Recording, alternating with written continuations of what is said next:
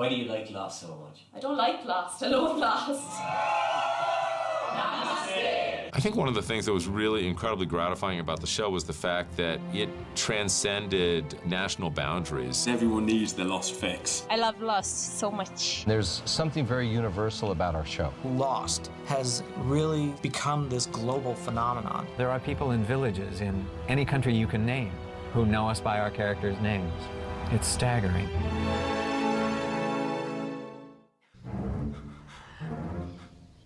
¿Por qué no solo lo mataste?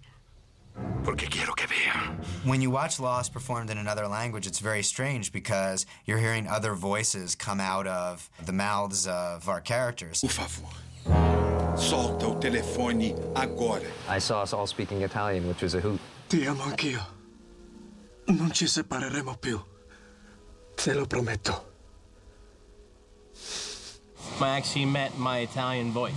That was kind of cool. E in un'occasione a Roma, al Roma Fiction Festival. Ha un sottomarino. Parla sottovoce, maledizione. Sì, Widmore ha un sottomarino. Più passaggi, una scena la cerco di vederla il più possibile per poi cercare di fare possibilmente come lui, perché è bravissimo. Ma si può sempre tornare indietro dal lato oscuro. Pensa ad Anakin. Che diavolo è Anakin? Senti. Tieni la bocca chiusa, non dire niente a nessuno. I've met the woman who plays my voice in France. Je t'ai vu aux infos. Toujours en train de courir au milieu des flammes pour sauver des gens. But it was surreal to meet her and know that she was me. It was so unbelievable to be able to go to a place like Japan or France or Italy and see that the show played across continents. In different countries and in different cultures, people still found themselves tying in and connecting to the show. There's something going on in there that keeps Filipinos wanting to tune in every week. I'm constantly amazed by how many people know the show.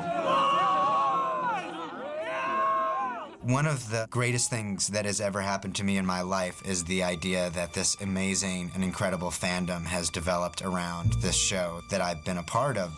Thank you, the American Cartoon, for giving me 121 really, really amazing hours that I will never forget. All right, so here are our cupcakes. First of all, you have Sawyer, Richard Alpert, Ben Linus, Desmond David Hume, John Locke, Hurley, Claire, Saeed, Kate, and finally, Jin and Sun. You know, there's a certain sickness in this house. There's a certain level of awesome in this house. Oh, is that what it is? I'm sorry. Ladies and gentlemen, executive producers of Lost, Damon Lindelof and Carlton Cuse. I think one of the funnest things that we did during the course of the show was go to Comic-Con. We are very excited to be here for our final Comic-Con. This is very exciting. You know, these guys are awesome every year here at Comic-Con, giving us a few little insights before the rest of the Lost fandom gets, you know. Oh, how's it going?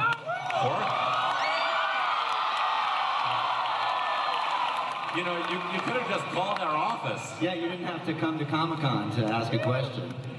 Yeah, I did call. Oh. You guys haven't called me back. Oh, all right. Well, what's your question, Jorge? Season 1, Confidence Man. Saeed tortures Sawyer to get Shannon's inhaler, right? But Sawyer didn't have the inhaler. So what happened to the inhaler? Oh, for crying out loud, Jorge! What happened to one question per person?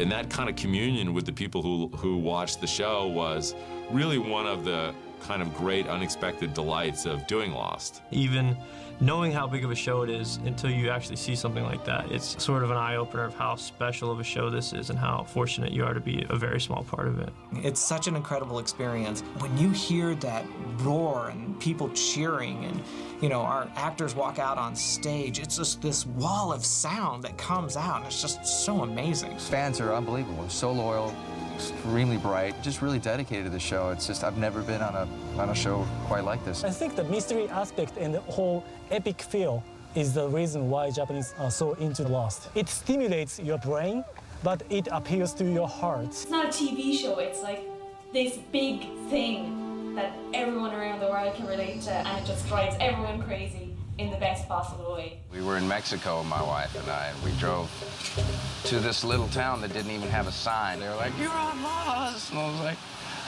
"There's no power lines out here. How do you even get power?" I had a very funny moment. I was in Rome, so I'm standing in the Pantheon, and this woman comes up to me. I think she was Italian. She comes up, she goes, "Benny? Is Benny?" So I'm like, "Yeah, it's Benny." "Hey, please, photo, please, with Benny." I'm like, "Yeah, all right." And then I'm thinking, really? We're in the Pantheon, and you want a photo of Penny? The experience of going to the Jules Verne Festival in Paris will go down in my memory bank as one of the most surreal things I've ever experienced in my life.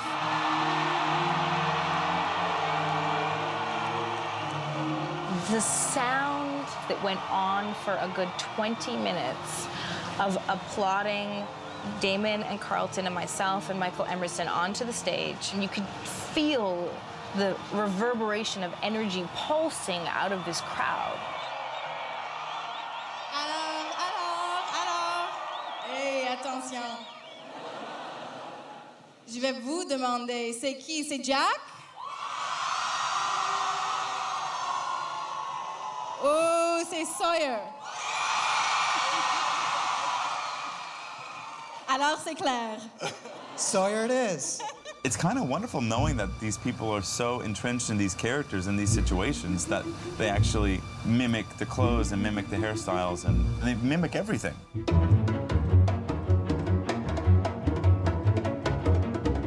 This looks a lot like the Jughead bomb. I found it in my dad's basement. I am making island boar. I love boar. Lost forever. See you in another life, brothers. Gavin, Tommy, Now,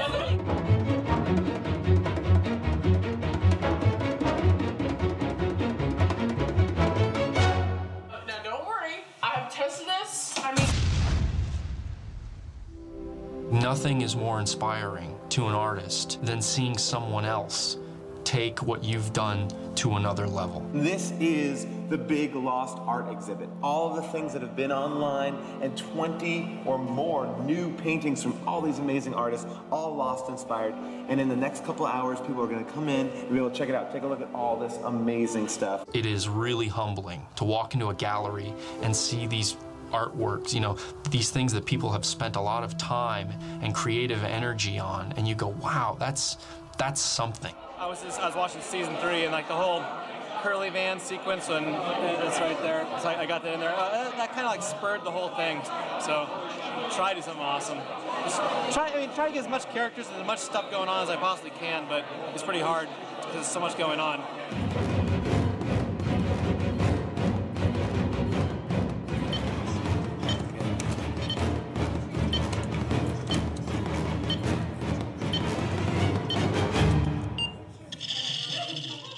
Lost kind of really showed up at the right time of technology and the social media boom. It definitely gave forums for people to discuss it. Fans have really been able to connect with each other no matter what part of the country or what part of the world they're in, and really kind of have fun with it and explore the themes and the ideas and the mysteries that are being presented. And, you know, without that, I think Lost would still be popular, but it is definitely a show of the internet age. Being online has sort of just enhanced my interest in the show so much to see what everyone else comes up with, because there's too much for one person to really come up with everything on their own. Let's go to our satellite party in Florida. Hey guys, what are you most excited to find out on tonight's episode? There's something about when an episode of Lost ends, if we've done our jobs right, that where the fans immediately want to find someone to talk to about the show. It could be people from the UK and France and Saudi Arabia and Africa, and you know, it's everywhere. So I don't think that Lost would have made it 6 years and still held on to the viewership that it did if it weren't for the internet. Lost Weekend 2009. It's an annual event, and this is my first time here. It is an incredible opportunity to meet fellow Fuselage lurkers and message board folks, plus some of the cast and creative crew behind the best show on TV. I've met a lot of Lost fans because of the show, and now we're all friends. from all over the world. The thing I think that was really interesting was that the show became a catalyst for people to develop kind of a community around the show, but that community really transcended our show. It's actually the fans that have made the show. If they weren't so interested in guessing about things, or, you know, that feeds us. I came from Wisconsin. It's negative 11 degrees in Wisconsin, and I'm here in Waikiki, watching Lost. Woo! When you're an actor, I feel like what we're doing is just so nominal. It just doesn't feel like anything very important. And then to have people so grateful for it is something it's hard to connect to, and it's hard to internalize that you're actually making an impact on people's lives. It's just a really good opportunity. It's cool that all the stars are coming, that we get to see the show a couple extra days early. I love Jack! We're from Canada, London, Ontario. You came in just for this? Why are you excited to see Sunset on the Beach? Because Lost is awesome. How is it like to be the bad guy? Thank you. I don't know that he is. What are you talking about? Our biggest thank you is for the fans of Lost themselves. We are so tremendously grateful, and thank you for the journey. In a way, the fan community kind of mirrored a little bit what we were doing thematically on the show, which was this plane crash caused this sort of disparate group of people to kind of come together and form a community. In the same way, the show caused this disparate group of people all around the world to come together. It was satisfying to see that there was this whole resonance of the show that was larger than just the hour that was on the network every week.